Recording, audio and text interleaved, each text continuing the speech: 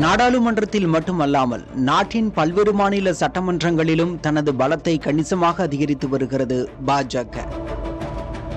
மேற்கு வங்கம் மற்றும் அசாம் மாநில சட்டமன்ற தேர்தல்களில் பெற்ற வெற்றிகளால் நாட்டின் மொத்த எம்எல்ஏக்களில் பாஜகவின் பலம் 37%லிருந்து 44% உயர்ந்துள்ளது.